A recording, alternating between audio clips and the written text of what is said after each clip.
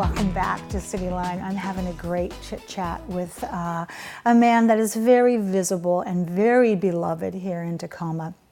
I'm talking about Michael Mirra. He is the executive director of Tacoma Housing Authority. Welcome, Mr. Michael. Thank you for inviting me. Look at you. You are so humble. I love it when I get a chance to have you here in the studio, and I have to usually chase you around Tacoma, but you are so worth it. Let's talk about, for people who have just landed here in Tacoma, I often say that, but I have proof now to back it up because Tacoma has the hottest housing market in the nation right now. If they don't know what Tacoma Housing Authority does, would you please explain it to them?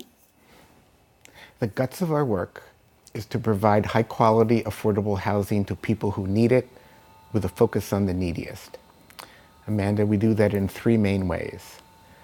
The biggest way we do it, judged by dollars spent and people served, is we help them pay the rent to private landlords on the private rental market. Those are our rental assistance programs. Those programs are struggling right now in this new Tacoma rental market, when our housing payments are having trouble keeping up with rising rents. Yeah. And when vacancy rates are so low, it can be hard to find landlords, which puts a premium on the next way we do this work, which is we're real estate developers, and we build, buy, and rebuild property that we then rent. We're the city's largest residential landlord. The third way we do this work is we help nonprofits who share our mission to finance and develop their housing. I think of that as our shadow portfolio. We don't own it, we don't manage it, we help to finance it. And all that work is the preoccupation of the Tacoma Housing Authority. But Amanda, I don't count that as the harder part of our job, because the world knows how to do that when it wants to. Yeah, it does. The world knows how to finance housing for low-income families. The world knows how to design it, build it, manage it, rent it. The world knows how to design and do the paper shuffle for rental assistance programs. Yes, it does. The world doesn't know nearly as much about the next part of our job, which is how do you do that work? How do you spend those housing dollars not just to house someone, but at the same time get two other things done? Help them succeed, not just as tenants, but as our mission statement contemplates, as parents, students, wage earners, and builders of assets. And how do you help this city of ours succeed? So it becomes a place, as our mission statement contemplates, that everybody can experience, that is safe, vibrant, prosperous, attractive, and just. And the world doesn't know how to do that. Not yet. And what I so admire about the people at THA and our partners is the effort to find it out. And when it works, it's a good use of a housing dollar. Yeah, it is. Because truly a heart makes a home, doesn't it? And you are in many ways dealing with the heart inside of that home and the ways that that heart behaves in hopes that we can get a home for them or housing so they can have a place here in our beautiful city. You mentioned real estate development work, and let's talk about, explain that. How does that work? Very much like other organizations that do real estate development, it takes three things. You need land, buildable land, you need money to get it built, and you need the real estate development and construction management expertise. There you go. To build it. And that's our job. My goodness, boy, that's got so much more and so many more fingers involved in it, doesn't it? It's complicated work. We count it to be essential to our mission as I described it to you. Yeah. It also has several other purposes that are important to that mission. In our real estate development work, we try to bring investment dollars to neighborhoods that need it, do a good job to embolden other people to invest. And we, in this work, also try to bring our housing to gentrifying neighborhoods or gentrified neighborhoods that need it, because without it, they would have no notable measure of economic or racial integration. Boy, that's a statement that needs to be emblazoned across people's hearts. You know, I think about, we're showing some pictures now of the Tacoma Housing Authority and some of the properties here. Let's talk about Arlington Drive Campus for homeless youth and youth adults. What's that about? We broke ground on this 2 weeks ago.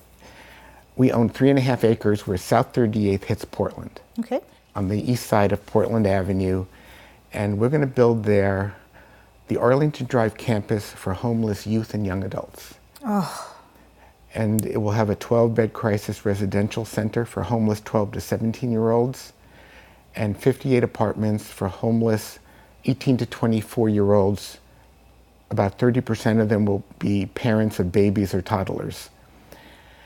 These young people will come from the streets, from foster care, from Raymond Hall.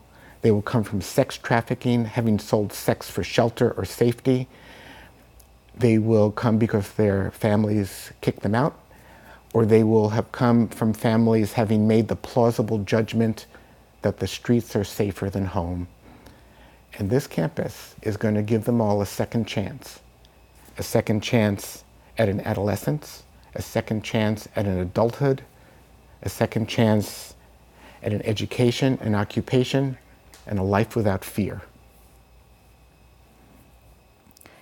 A life without fear is probably one of the biggest gifts you can give anybody. You know, planning Arlington was an education for us. It's not a usual undertaking for a housing authority. We actually don't know of another one, so we're learning a lot. Yes. And this is what we learned. How do you house people like these youngsters who need more than housing? They need technical, very clinical services that we don't provide and don't know how to provide and don't want to learn. We do this with world-class partners who do know how to do that work. Yes.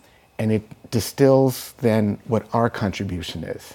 The land, the money to get it built, the real estate development and construction management expertise to build it, the property management expertise to run it, the rental income to give it an income stream, and as you just pointed out, what might be the most important contribution of all, which is a warm welcome. Yes. Because these young people don't get it from other places. No, they don't. Our time is going by so quickly here. I feel like I need a whole hour at least to talk with you. I want to talk about homelessness and how we're experiencing it now, and the relationship between homelessness and the city of Tacoma and also the Tacoma Housing Authority. Tacoma Housing Authority, I think, makes major contributions to the city's effort to address homelessness. Our main effort is who we house. We house people at income levels that without our housing, a lot of them would be homeless. They are at incomes that you would not be able to get a studio apartment in Tacoma. Yeah. That's our main contribution. And secondly, although we're not a source of emergency services, we fund other organizations that are. Okay. And we also struggle with homelessness as a landowner. And we're seeing this in People's Park on the hilltop. And we share all the varying concerns and ambivalences about that encampment. Absolutely. So speaking of that, how may a person who needs housing get help from the Tacoma Housing Authority? There are two main ways. We work off of waiting lists. Yes. And the waiting lists generally are closed and do not accept applications. We open the applications every 2 or 3 years once they get short enough to replenish, and we're going to open our waiting lists within the next month or so. And you can go to our website and sign up to receive an automatically generated email telling you when they're open. Excellent.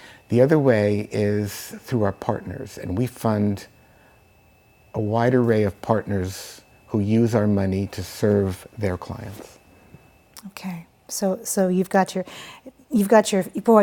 finger in terms of property, in terms of houses that are being developed, but also in terms of those other agencies that have places as well. When we think about the funding, where does it come from?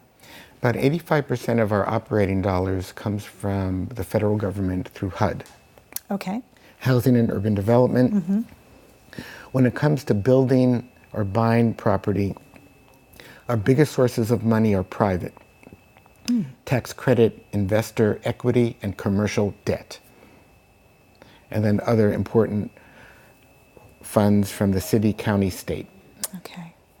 There are more conversations to be had with you and I on this comfy couch, and I want to invite you back in about 90 days, and let's talk more about the Arlington Drive campus for homeless. Be happy to. And let's also talk more about the state of emergency and the ongoing conversations that you're having with the city. I want to say thank you for your time, because everybody wants a piece of you right now, because it is a topic that is near and dear to our hearts. So thank you so much for being here. You're most welcome. Thank you for inviting me. My pleasure. When we come back, we will have the equity and human rights here to talk about housing and employment. You don't want to miss that. We'll be right back after this quick break.